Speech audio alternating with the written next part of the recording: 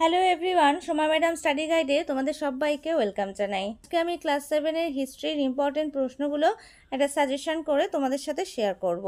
1 নম্বর প্রশ্ন দেখো, পানিপথের প্রথম যুদ্ধ কাদের মধ্যে হয়েছিল? পানিপথের প্রথম যুদ্ধের কারণ কি ছিল? অথবা টিকা লেখো পানিপথের প্রথম যুদ্ধ।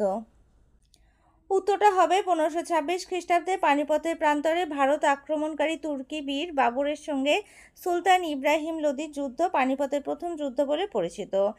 এই যুদ্ধে বাবর জয়লাভ করে ভারতীয় মুঘল সাম্রাজ্যের প্রতিষ্ঠা করেন। এরপর হেডিং করবে পানিপথের যুদ্ধের কারণ। পানিপথের যুদ্ধের কারণগুলি হলো নিম্নরূপ। প্রথমত, ভারতের অতুল সম্পদ বাবরকে ভারত আক্রমণ করতে প্রলুব্ধ করে। দ্বিতীয়ত, পূর্ববর্তী ভারত আক্রমণকারীদের সাফল্যে বাবর উৎসাহিত হন। তৃতীয়ত, মধ্য এশিয়ার অস্থির রাজনৈতিক অবস্থা এবং কাবুলের উজবেক আক্রমণকারীদের হাত থেকে রেহাই পাওয়ার জন্য বাবর ভারতের সাম্রাজ্য প্রতিষ্ঠা করতে চান। এরপর হেডিং করবে যুদ্ধ। 1526 খ্রিস্টাব্দের 21শে এপ্রিল বাবর সুলতান ইব্রাহিম লোদির সঙ্গে পানিপথের যুদ্ধে অবতীর্ণ হন। এই যুদ্ধে বাবরের সৈন্য সংখ্যা ছিল মাত্র 12,000, অপরপক্ষে ইব্রাহিম লোদির সৈন্য সংখ্যা ছিল 1 লক্ষ। কিন্তু শেষ পর্যন্ত এই অসম সৈন্যের যুদ্ধেও বাবর জয়লাভ করে।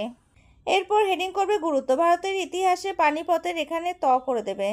প্রথম যুদ্ধের গুরুত্ব অপরিসীম। এই যুদ্ধের ফলে ভারতের সুলতানি সাম্রাজ্য অবসান ঘটে আর মুঘল সাম্রাজ্যের প্রতিষ্ঠা হয়। 2 নম্বর প্রশ্ন দেখো, মুঘল আমলে জায়গিরদারি ব্যবস্থা সম্পর্কে যা জানো লেখো। উত্তরটা হবে মুঘল আমলে অনেক মনসবদারকে নগদ বেতনের পরিবর্তে জায়গির দেওয়া হতো। এই ব্যবস্থাকে জায়গিরদারি ব্যবস্থা বলা হয়। মুঘল সম্রাট জাহাঙ্গীরের আমলে এই জায়গির ব্যবস্থার অনেক সমস্যার সৃষ্টি হয় এবং সম্রাট ঔরঙ্গজেবের রাজত্বকালে এই জায়গির সংকট এখানে হবে চরম আকার ধারণ করে। এরপর হেডিং করবে জায়গিরদারি সংকটের কারণ। জায়গিরদারির সংখ্যা বৃদ্ধি। সম্রাট জাহাঙ্গীরের সময় থেকে মুঘল সম্রাটগণ যথেষ্টভাবে জায়গিরদারের সংখ্যার বৃদ্ধি ঘটান। ফলে উর্বর জায়গির পাওয়ার আশায় জায়গিরদারদের মধ্যে দলাদলি শুরু হয়। এরপর হেডিং করবে হিসাবের গড়মিল। জায়গিরদারি সংকটের অন্যতম কারণ ছিল রাজস্বের হিসাবে গড়মিল বা জমা ও হাসিলের মধ্যে ফারাক। জমা বলতে বোঝায় জায়গির থেকে যে পরিমাণ রাজস্ব আদায় হবে তার সরকারি হিসেব, আর হাসিল বলতে বোঝায় অন্তঃস্থ হবে বাস্তবে যে পরিমাণ রাজস্ব আদায় হতো। জায়গিরদাররা এটা করে নেবে। উর্বর জায়গির পাওয়ার জন্য নানা অনাচার ও দুর্নীতির আশ্রয় নিতেন। এই জায়গিরদারি সংকট মুঘল সাম্রাজ্যের পতন ডেকে এনেছিল। এরপর হেডিং করবে ফলাফল। জায়গিরদারি সংকটের ফলে মুঘল সম্রাটগণ আর্থিক বিপর্যয়ের সম্মুখীন হয়েছিলেন। আয়ের অনিশ্চয়তার জন্য মনসবদাররা নির্দিষ্ট পরিমাণ সৈন্য রাখতেন না। এর ফলে মুঘল সাম্রাজ্য দুর্বল হয় এবং তার পতন ত্বরান্বিত হয়।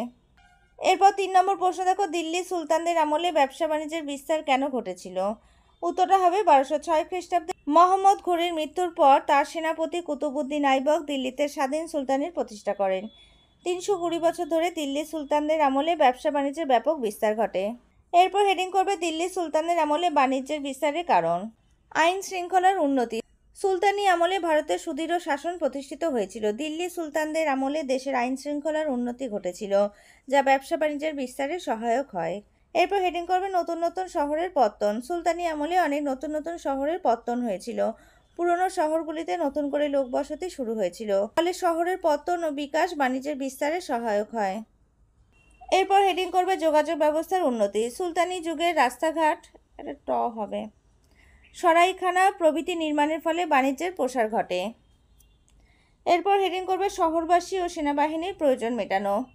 শহরগুলিতে ব্যবসায়ী, রাজকর্মচারী, শ্রমিক এটা কমা দিয়ে দেবে কারিগর সহ প্রচুর লোক বসবাস করত। তাছাড়া থাকতো বিশাল সেনাবাহিনী। এদের জন্য এবং সুলতান ও অভিজাতদের বিলাস বেসন এবং মূল্যবান জিনিসের প্রয়োজন মেটানোর জন্য সুলতানি আমলে ব্যবসায়ীদের উৎসাহ দেওয়া হতো।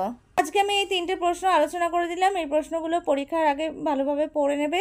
ভিডিওটা ভালো লাগলে একটা লাইক করে দেবে, আর একই ক্লাসের বন্ধুদের সাথে ভিডিওটা বেশি করে শেয়ার করে নেবে।